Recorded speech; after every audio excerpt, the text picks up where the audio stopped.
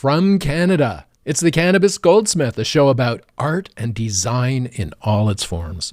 I'm Alex D., a photographer, a writer, a jewelry designer here in southeastern Ontario, Canada. We need art now more than ever, and the Cannabis Goldsmith is here every Wednesday to bring it.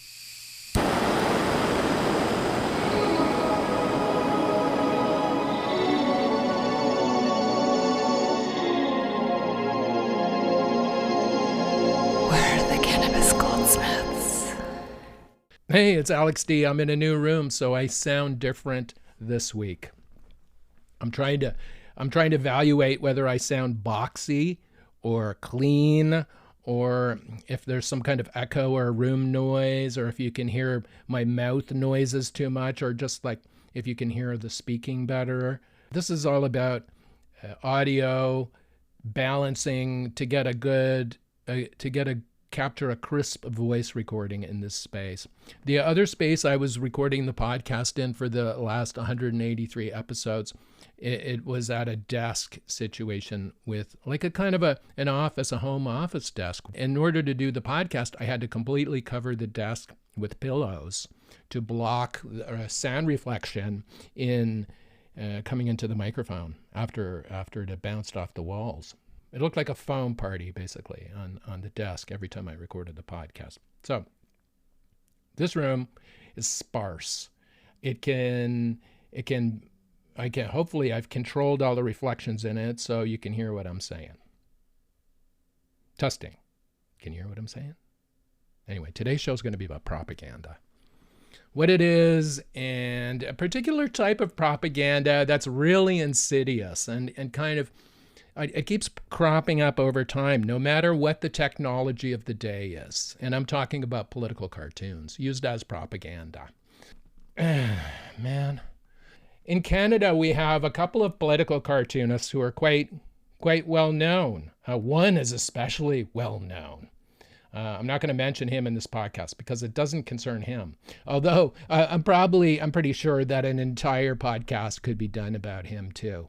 But this one is different. This is this dude works at the Toronto Star. He's called Theo Moudakis. He's a political cartoonist at the Toronto Star. Now, for years and years and years, I have followed his work and watched his cartoons. Watched his cartoons evaluate the political scene around us. And generally speaking, I like the way he came across. Now, if you're not familiar with him, he has a style of drawing where his characters are very kind of rounded and soft looking, kind of in a way that Peanuts, Schultz's Peanuts characters are kind of rounded, right? Where they seem friendlier than perhaps they actually might be. But in the Peanuts case, they're friendlier. But in the political operative and politician case, they're not friendlier. But he portrays them in this rounded way in his ink or whatever he's using to draw these things nowadays. So they look softer and they look friendlier. And, I told him once that online that his method is kind of like an iron fist in a padded glove. That's the kind of impression I had of his art as it applied to political messaging. So I told him this, and it's true for the most part, and still is for the most part. And that is the problem now, because now after he put out a cartoon, he put out a cartoon last week that's going to become, I think, the textbook example of political propaganda in Canada, and how the government has taken over the mainstream news outlets and the newspapers. And the cartoon he drew last week, it is the peak example of political propaganda in modern times. And it's coming out of Canada from a state-funded newspaper. So in today's show, we're going to talk about what political propaganda is, and as political cartoons, and how political cartoons can be used as propaganda. And what's the purpose of political cartoons anyway, right? Why are there political cartoons? In newspapers, that's where they started. But why are they around now? That the newspapers are not around anymore, really. So why do they still exist? And because they serve a purpose, that's why. And we're going to talk about that today on the Cannabis Goldsmith. Theo, I love you, but really, snap out of it, man. Okay, first off, think of propaganda as the goal and the cartoon as the delivery system. This is very similar to memes. You'll think after the end of this, you'll say, "Hey, this is just like memes." But anyway, think of the propaganda as the goal and the cartoon itself as the delivery system. And political cartoons have several characteristics that make them powerful. And you don't see this because you're looking at a cartoon and you think they aren't powerful. You think they're cartoons. But the primary thing is compression. What they can do is take a complex political idea and compress it into a single frame, like a meme, right? One drawing can replace a 2,000-word editorial.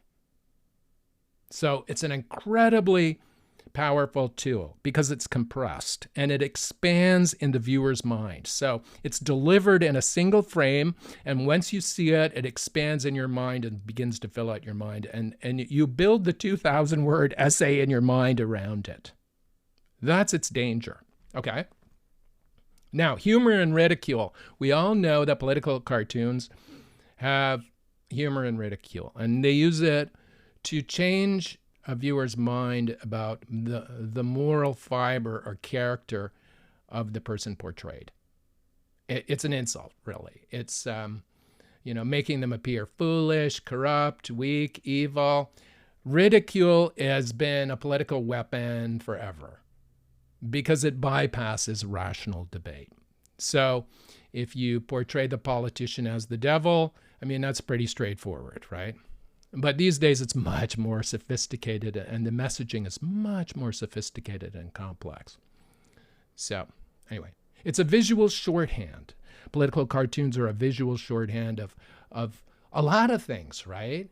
You have instantly recognizable symbols: the U.S. flag, Trump, Carney, our governor, prime minister, beavers representing Canada, eagles representing the United States. You know what I'm saying. These symbols. Okay, and an eagle, a nasty-looking eagle, could represent the United States. This is like a sub-meme built into the larger frame, into the larger one-frame cartoon panel. So it's a visual shorthand. So it incorporates other kind of symbols into it that connote larger ideas. All right. It exaggerates. Political cartoons exaggerate. They fluff out the problems of the person, right? They make them bigger. They take the magnifying glass. If he has a facial tic, they make it bigger. If he has a bald spot, they enlarge it. If he does a comb over, they make the comb over go completely wrap around his head or whatever. The British are particularly good at this. The British political cartoonists are, they're serious. But they operate in a system where the press is still free. In Canada, we do not, unfortunately.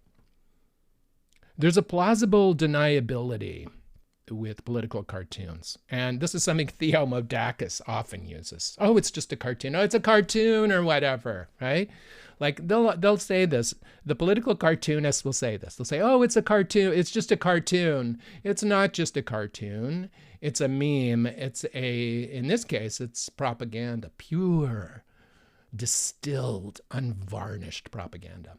And I'll explain why in a second.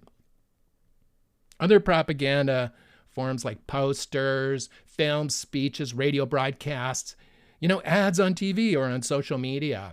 They are, they're designed, you can see them as ads, but ads for a particular political party or against another party. But the political cartoon is much more insidious than that. It's just like in one frame, it can denigrate, it can blame, it can attribute blame wrongly. It can reframe the good person as the bad person. It can reframe the bad person as the good person. It can do all kinds of things. And the cartoonist just tiptoes away and says, oh, it's just a cartoon. It isn't just a cartoon, as you'll see.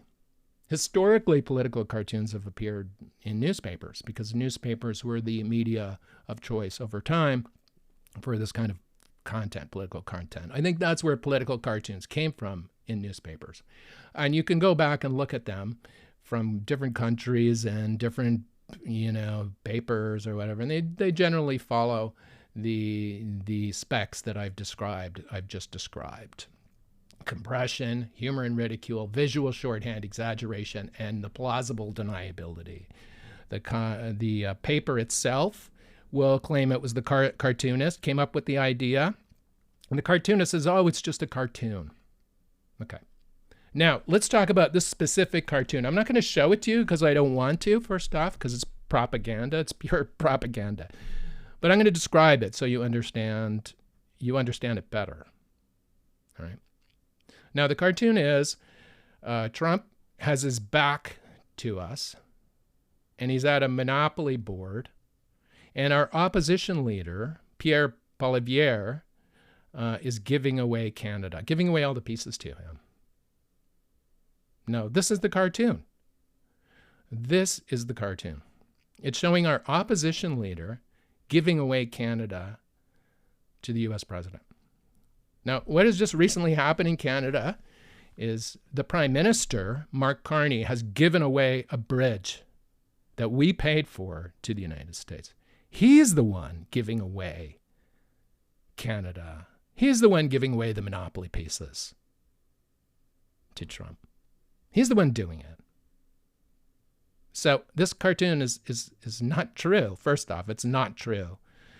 And second of all, it's an attempt to reframe what actually happened with the bridge. And the fact that Mark Carney has capitulated and bent over and given up on all his promises with respect to standing up for Canadian business, Canada itself. He doesn't even stand up for Canada itself anymore. He won't even wear a Canadian flag on his lapel pin. He's the only leader in the world who won't wear a national flag on his lapel. He's lying to us all the time. And now we have Theo Moudakis here trying to reframe it as the opposition leaders responsible for giving away our treasure to Trump. Here's the thing, Theo. The opposition leader has no power to do anything in Canada except criticize the government. And this is something you should be doing as a political cartoonist. Instead of creating this, whatever this is, to reframe our prime minister,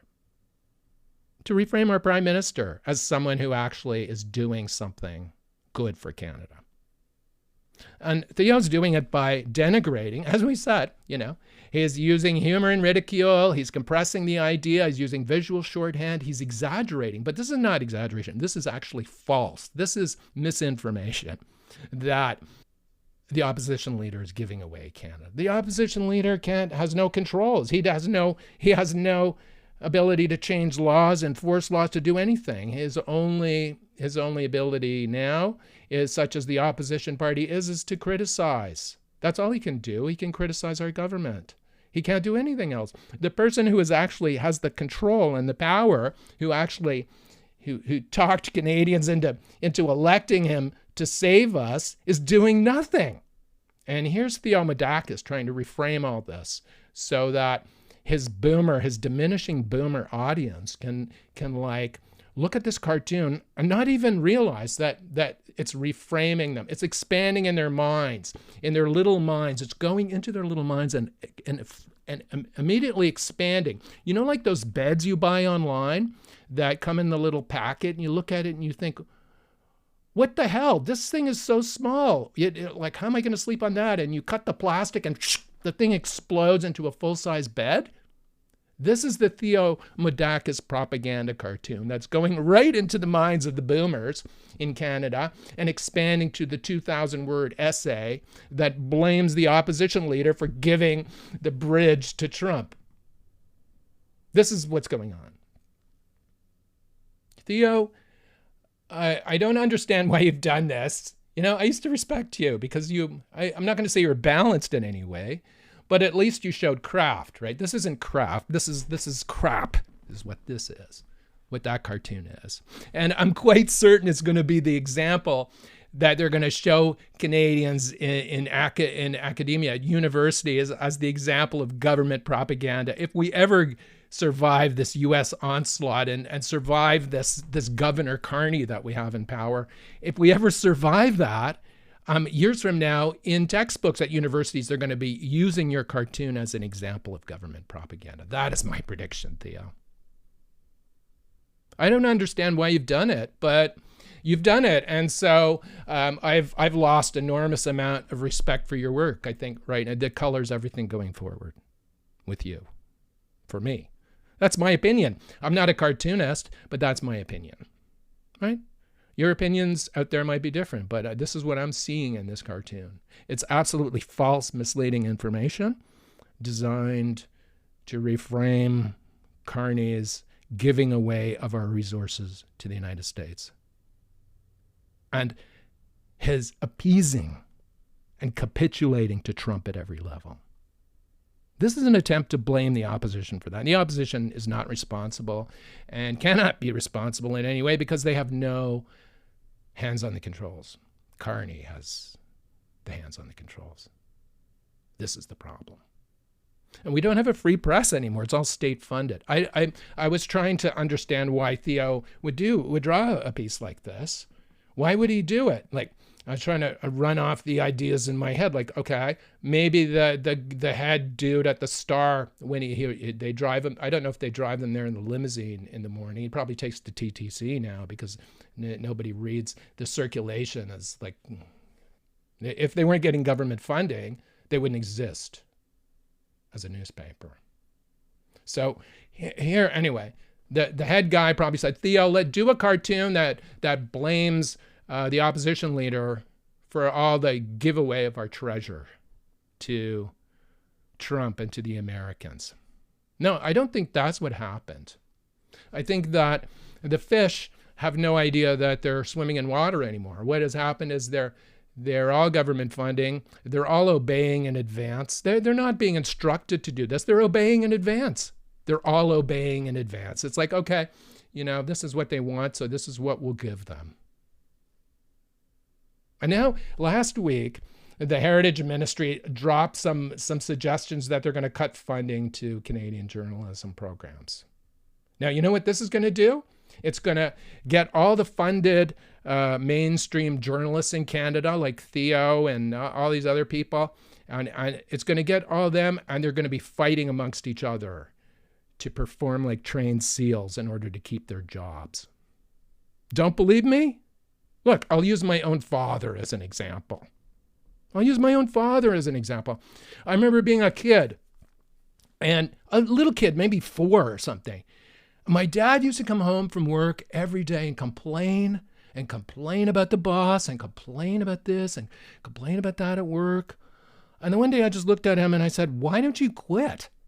Why don't you stop doing it? Why?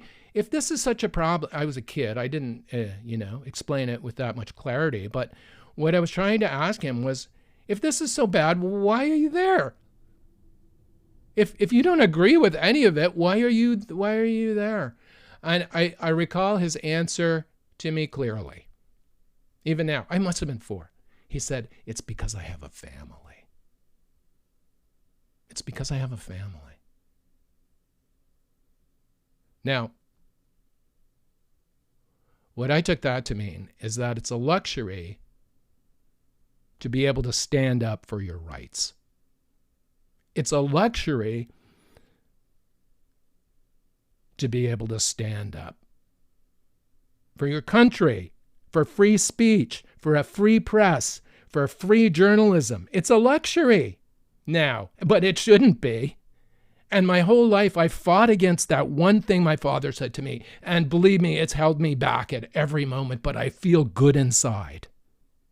I feel good inside because I know I've made the right decisions. They might have hurt me, but I made them with a clear purpose in mind. I would never sell out my country with political propaganda. I would never do it. I'd rather be on the street, living in a tent, like I once did as a young man, than sell out my country with political propaganda. And perhaps this is why I don't have a family. Perhaps this is why. But I can't sit idly by while our government absolutely destroyed the free press in Canada. I fought to try and keep it free, but nobody listens to me. And now that the government is absolutely controlling the frickin' free press and deciding what we see here, it's not free anymore. It's propaganda. And Theo, maybe you have a family, and maybe that's why you did this. But it doesn't make it any better. It's absolutely disgusting, in my opinion. So, going forward, I'm going to look at your work completely differently. Because you see, that frame expanded in my mind and told me that you appear to be a carny propagandist. And Carney appears to be capitulating to the United States at every opportunity. And this is what that frame expanded into my mind. It's like, oh, if Carney has to resort to getting our political cartoonists to reframe his actions, which are destroying our country, like how bad is that? I'm grateful that I'm absolutely grateful. Oh, nobody listens to me. Fewer and fewer people are reading the Toronto Star, and for that I'm absolutely grateful. You know, now that the funding, the Heritage Ministry is threatening to cut the funding off for journalism or reduce it. What's going to happen now is all these funded mainstream journalists will be going at each other's throats to comply even harder in advance. They'll perform like trained seals, and they'll rat each other out, and our journalists are not nice people, generally speaking, in Canada. They're not nice people, generally speaking, anywhere, but in Canada in particular, they're passive aggressive like you have no idea. So anyway, this is going to happen in these environments, and I'm looking at it and I'm thinking, oh, they're going to be slitting each other's throats to keep their jobs as propagandists. They'll stabbing each other in the back. They'll be like, oh, it'll just be mayhem, when really they should be standing up for a free press in Canada. It's sad. None of these people would last a day in the UK, because the UK still has a free press. None of them would last a day. They wouldn't even get a job sorting mail, actually. Our finest, our quote, finest, unquote, journalists wouldn't last a day in the UK press environment, where truth must be told, and you have to be aggressive, and you have to be accurate, and you have to inform your readers, and you have to really tell the truth. That is no longer happening here in my country, and it's sad. So anyway, while Theo is portraying our opposition leader as the person who destroyed our country, there's a 50% tariff wall is about to drop on us in 3 weeks, and this is serious already. I mentioned it last week about how dismayed and everything I am about the whole thing, because our prime minister seems to be representing Donald Trump instead of the Canadians who elected him.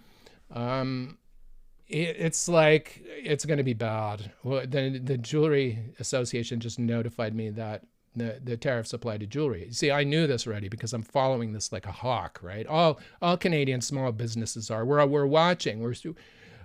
Most of the people who make art and crafts products in Canada have Shopify sites that sell into the United States, right?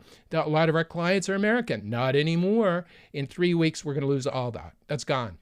And now the Prime Minister, since last week, he hasn't said anything. He's gone. He's vanished. He's disappeared. What are we going to do? I just wrote an email to Craft Ontario, to the executive director of Craft Ontario. I said, look, you must inform the membership that this is coming. I got an email from the Jewelers Association, a different trade association, last week, and they informed me. You must inform the membership, and you also must start lobbying for us with the federal government to find out what they're doing, what they're going to do to help us, or if they should even just stop U.S. art and craft imports from crossing the border into Canada. which personally I think we should do. If they're going to hit us with 50% tariffs on our art, jewelry, and craft exports going into the United States, we should make it 100 for anything art, craft, or jewelry related coming into Canada. Because you see, our industries are destroyed. Now, what have we to lose, right? Let's respond. Let's respond. But will our Governor Carney respond? Will he? Where is he? Where is he? All right. Maybe Theo Moudakis knows where he is. Well, maybe we can backtrace the paychecks all the way to the PMO's office, maybe, What's happening here is the Prime Minister's office is picking up the phone, calling the head of the Toronto Star, and they're having coffee. And then the next day, suddenly Theo Moudakis does a cartoon that blames everything on the opposition leader. And the Canadians lap it up. The boomers, the old Tilly hat wearers, they all lap it up as fact. And here we are. Now, this is going to be very difficult to hide. When the tariff wall comes down, this is going to be difficult to hide from Canadians. The media, the Toronto Star, the CBC, the state media, they're going to be like, they'll be printing their stories about glowing, how great Carney is and how bad, and how the opposition leaders to blame for everything. And the tent cities are just going to explode right across Canada. This is where many of the journalists at the Toronto Star are going to wind up with AI and when their state funding is pulled, if they're not positive enough towards the government. This is what's going to happen. It happens in every state-controlled media environment over time, historically, over time. And in wartime, it's even worse because, all these laws crop up like censorship, war censorship laws that apply to everything. Now the government here in Canada is doing privacy legislation where they can backtrace, whoever's making comments online or whatever, to backtrace and switch them off right from the fiber connection to their home. So they can't broadcast anymore. So they can't share their opinion. And the only opinions that will get shared, of course, they want the Theo Moudakis opinion that blames, that reframes the situation in their benefit. That's the state of it. It's sad. Theo, God, man. Jesus, what a shame. Anyway, how's the room sound? The room sounds pretty good. I'm still getting truck noise from the street and the bridges and shit around here, but we'll work on that. I might take it out or just leave it. Now, this is, before I go today, I'm going to talk about what I'm doing with the documentary. Like, it's coming. I finished the first episode. It's not up yet. I'm going to put it up in August. The second episode I'm working on. And wow, it's been an adventure even for me. It's so much like publishing the magazine when I used to publish Tribe magazine for over a decade in Canada. I covered the DJ culture scene, electronic music scene, the birth of electronic music in Canada. And I published Tribe, a national magazine that covered this scene. And going back and scanning and digitizing the photos and all the other stuff that I kept everything. So I'm discovering all this stuff. I discovered this interview I did with Daft Punk. I discovered this interview I did with Daft Punk, which was April 9th, 1997. And it's amazing. It's amazing. It's like, this is before anything happened to them, really. And it's the night before it happened to them. And it's amazing. So I'm doing a whole episode. The second episode is going to be about music and about the way the music systems worked in the scene back then. How DJs had to break records in clubs or underground venues, and then they would sell and all that. I'm going to have to go back and have to explain all that to people, because these days music is marketed and sold differently, and DJing is different these days. It's still the same, I think, but it's different too. And for people who don't understand how the music was created and distributed back in the day, people don't understand how that works. I'm going to have to explain that. And anyway, I'm going to use Daft this Daft Punk as an example. Now, this is a Canadian podcast, and Daft Punk is French, you're saying. Yes, but this is a global scene, and this is illustrative of that. So the second episode is going to be about that, about the pivot, the key threshold moment for electronic music, and what that meant for Canada and the world and stuff. So this documentary is called Preserve the Beat. It's not government funded. It's self-funded and funded by people in the community who lived the experience or who want to learn about it. It's going to be at tribemagazine.com/preservethebeat. It's not there yet, but that's where it will be. It's not going to be on social media. I don't want deodorant ads running across my content. I don't want AI stripping it and stealing it, like what's happening on YouTube now. So I don't want that. And so I'm going to host it on my own site and tribemagazine.com. You can, if you ever want to find it, just go to tribemagazine.com and there'll be a link to it when it's live. It'll be live kind of August, and I'm going to do it monthly after that.